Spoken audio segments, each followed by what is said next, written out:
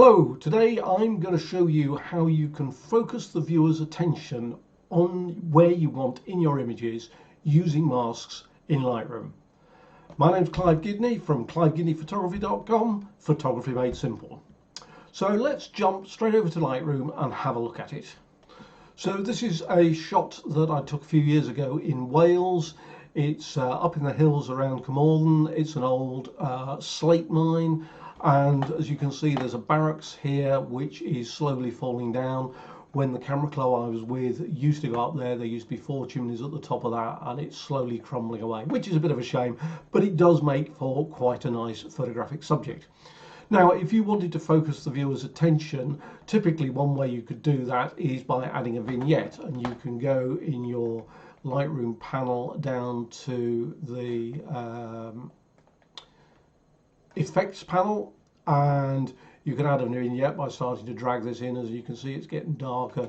You can adjust, if we take the feather right off, you can see exactly where it is. You can adjust the midpoint, i.e. where it starts and stops, how round or otherwise it is.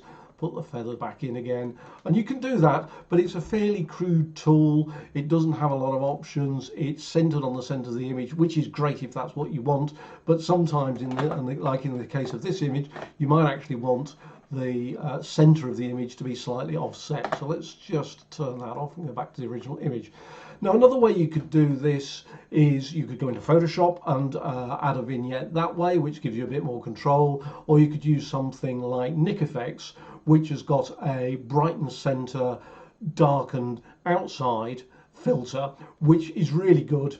But again, you can place the center, but the number of controls are a bit more limited. So I'm going to show you what you can do to brighten the center, which will attract the viewer's attention, and darken the outsides, but with more flexibility using masks in Lightroom.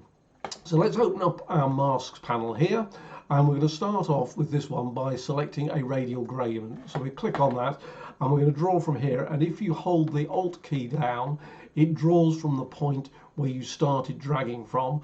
If you then release that, we can now rotate this round because we want it to be over the center of the barracks there. You can adjust the feather just by grabbing that and pulling it in and out, but I don't want to adjust that too much. But I also want to add some light onto the foreground of these grasses here. So we can now add to that. If we click the add and click another Radial Gradient, and we're going to hold Alt and drag down here, and we'll get this area. Let's just bring it up a touch there, move the whole thing up, make it a bit. If you just want to extend one side of your Radial Gradient, if you hold the Alt key, it'll just move one side. If you let go of the Alt key, it'll move both sides. So now we've got this shape, and you can see an outline of it here that's covering the barracks and the foreground. And now we could just go down to the exposure, and typically about a third of a stop, so 0.33 there. Well, we might actually even want to go up a little bit more. Let's go half a stop, 0.05. So now we've brightened the foreground, but now I also want to darken the background, and the easiest way of doing that is going to this mask, click on your 3 dots menu and duplicate and invert mask, and now we've got another mask. So let's double click that and call it background.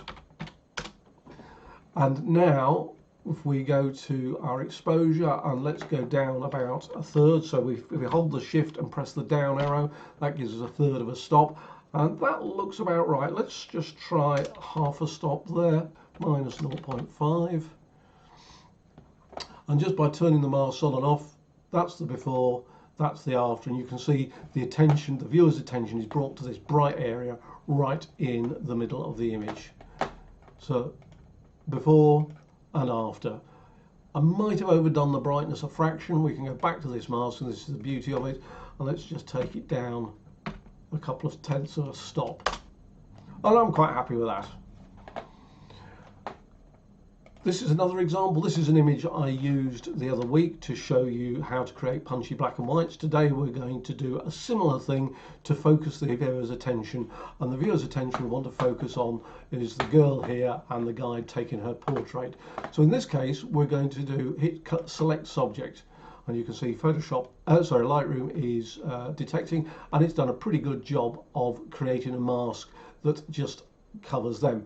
Now I want to actually soften that a bit around the edges, so again I'm going to click on that mask and I'm going to add a radial gradient, and we're going to add one over here, and we can just reposition that and just droop the edges, and we just soften the edges of the mask there. And we're going to do the same with the guy, radial gradient.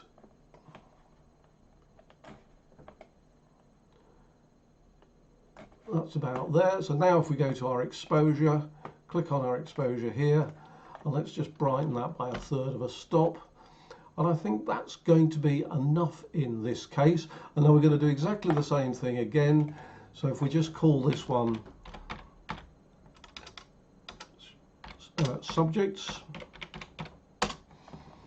and then we click on the 3 dots menu, duplicate and invert, and we'll call this background. And I like labeling my mask so I can see at a glance which is which.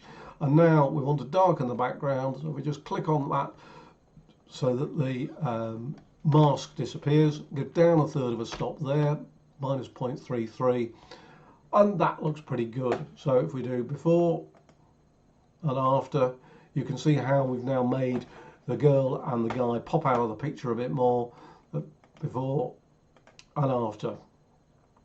One last example, this is a shot of some poppies that I took.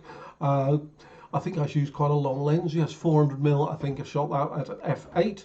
And again, what I want to do here is bring the red of the poppies out, and then take the flowers and the background grasses that are out of focus down a bit so that the poppies really stand out. So we're going to try the select subject again and see how Lightroom gets on with that. And there we have, well, it's selected the 3 poppies fine, but it's also selected this flower here, which we don't want. So what I'm going to do is do a subtract, brush, make sure you haven't got auto mask checked, and then just brush over that flower there to take that off the mask there. So now we've got our mask of the 3 flowers. Let's just scroll down here a bit, and again we're going to go, let's go 1/3 of a stop, maybe even a fraction more. Okay, we'll do that. Let's rename that poppies. And now we're going to invert that mask, duplicate and invert like we did before, and call that background. And now we want to reduce the exposure on the background. So let's see, we'll go 1/3. 2/3 is a fraction much. Let's do -0.5. But then also I want to add a vignette on this, so let's add another mask, and we're going to use the radial gradient, and I'm going to start drawing from the corner here. Press the Alt key so it draws from there. Take my pointer right down to here, and there we've got it centered. If you don't want it centered, that's fine. I'm also going to I want to drag this a little bit outside the borders of my image. Let's just take that. Now you see I can't go any further up here, so if I reduce the magnification here, I can then take that a little bit higher. Let's go back up to fit the image, the window, and let's reduce the feather a bit. And now I want to just darken that, so let's do a shift and down arrow on there, so that's 1/3 of a stop. And I've forgotten to invert the mask, so if we just go invert mask, invert mask 1, there we go.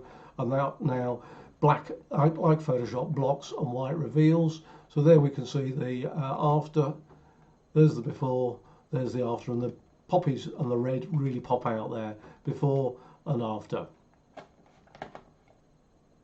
So that's how I use masks in Lightroom to focus the viewer's attention on what I want them to look at, by bringing the subject up and brightening it up a bit, and lowering the brightness of the background to really make my subject stand up.